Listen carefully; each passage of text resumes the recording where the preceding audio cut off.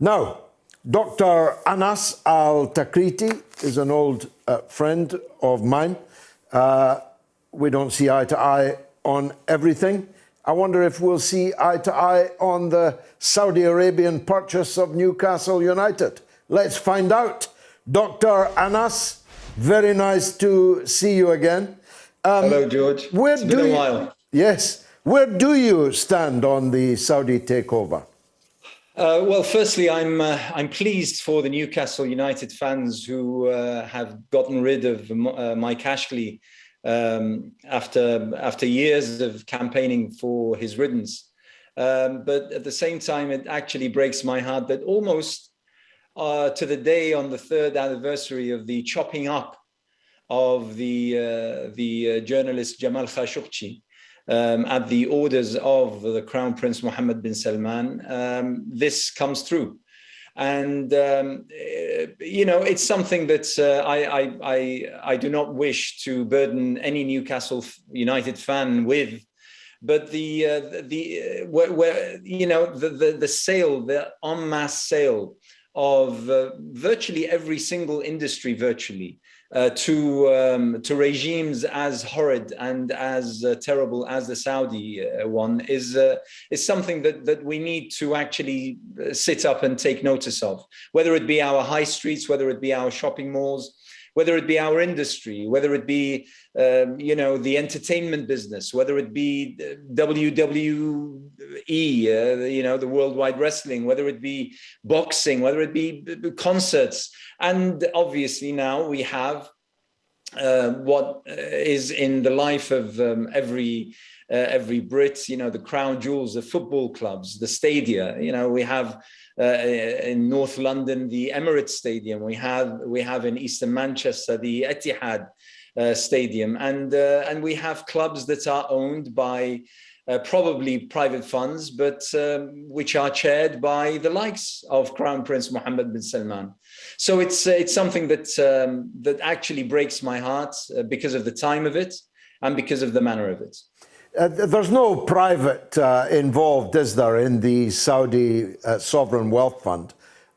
Saudi Arabia is controlled by MBS, and therefore Saudi's Sovereign Wealth Fund is controlled ipso facto by him. He might even try to name the stadium after himself. It doesn't have a sponsor like the Emirates and so on. But before we come back to Newcastle, let's talk about the others. The UAE, I read today, was tapping your telephone and your sister's telephone. The UAE is a brutal, tyrannical government. But nobody ever talks about them owning Manchester City in the way that they are talking about the Saudis owning Newcastle United. Why this double standard, do you think?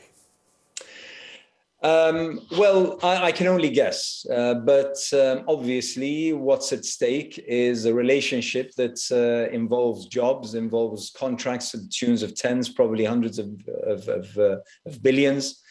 We're talking about very powerful lobbies, George. I'm pretty sure that you know of this. There are people who are in the pay of some of these regimes.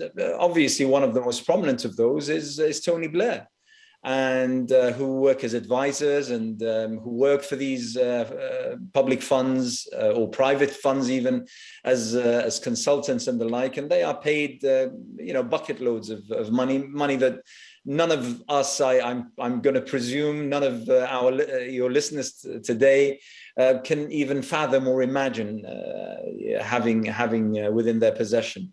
So the fact of the matter is that regardless of human rights, regardless of democracy, regardless of equality, regardless of tolerance, leave aside all of that. All of those are they're just buzzwords that unfortunately our politicians it rolls off their tongues, but it actually has no resonance in reality, because once it comes to it, money, wealth, profit making is far, far more important than any of that. And regardless of how horrid, how the entire world was shocked at not only the way, but the form and manner and brazen format of how Jamal Khashoggi was assassinated in the Saudi embassy or Saudi consulate in Istanbul in 2017, 2018.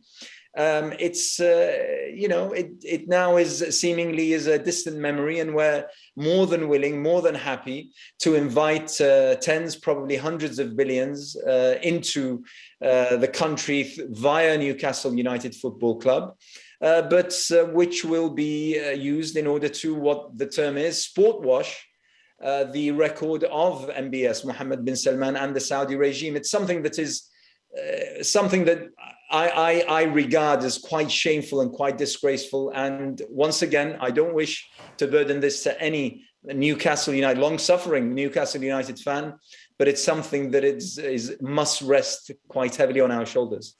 Yes, I mean, it was the football authorities and then ultimately the British government that allowed this to go through.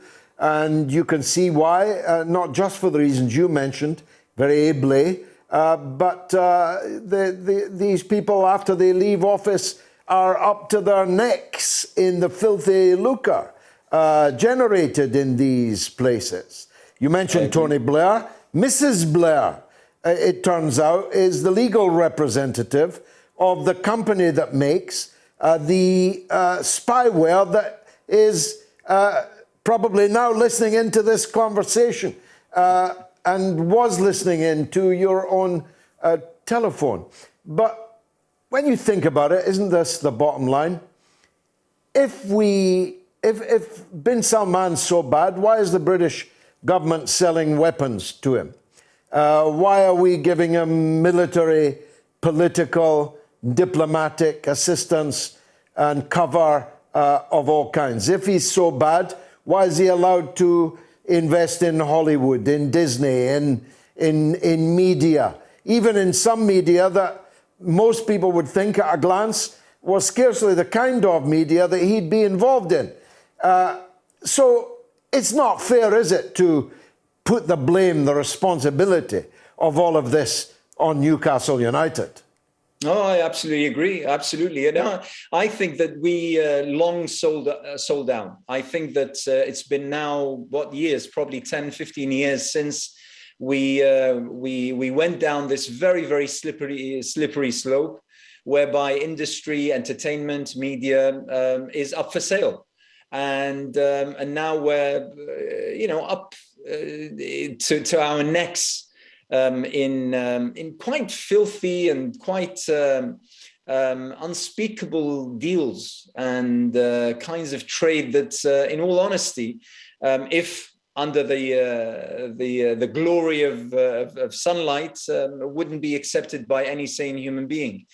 But it just goes to show, George, and I think that this is something that will come to bite us quite hard. And I talk here about ourselves, me, you, everyone listening today, unless we decide absolutely where we stand on issues that are of essential morality and efficacy. Where do we stand on human life?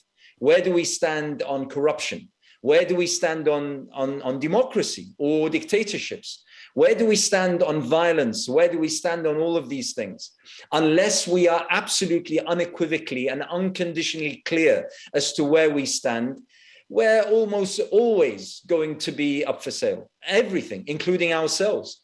So yes, you're absolutely right. It's unfair to now pile in on Newcastle United and their long-suffering supporters, when actually parts of government, one could even argue, have been effectively sold to lobby groups and interest groups that represent the likes of the Saudi regime, the UAE regime, and others that have mega billions. So it's something that we need to really address quite seriously, look ourselves in the mirror.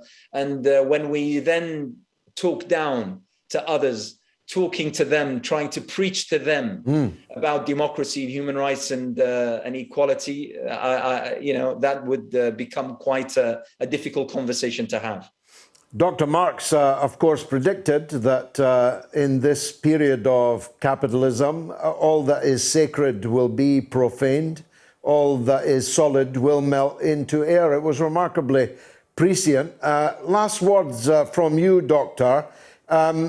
Is MBS solid in the saddle in Saudi Arabia? One recalls the mass arrests of many people, including his relatives, the extortion of money from those relatives, alleged to have stolen that money in the first place, was billed as an anti-corruption drive.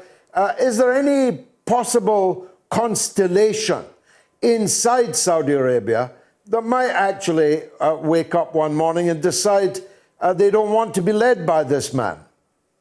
I wish, George, that I can say yes to that. But unfortunately, this regime, and the MBS particularly, is so brutal that any kind of sign, any whiff of any opposition to his regime is met with the utmost brutality. It's something that might surprise many people, but the thing that really bugs MBS is not the fact that people are speaking of him having ordered the butchering of Jamal Khashoggi. It's actually, this might actually be a badge of honor that he wears quite openly. The fact that really bugs him is that he and his ilk, they're all for show. And what really bothers him is that he can't summer in France, or spend, time in London, or go to Washington, D.C., because governments, whilst doing deals under the table and sometimes over the table with him, but they don't want to take pictures with him. They don't want to seem as though they are siding with someone who has such an ill reputation. And that to him is what really bothers him. The fact that he's known to have ordered the killing of Jamal Khashoggi, in fact, the imprisonment of thousands of his countrymen, including some of his family members, as you mentioned, is something which doesn't bother him, not to even a jot. That's not a problem to him.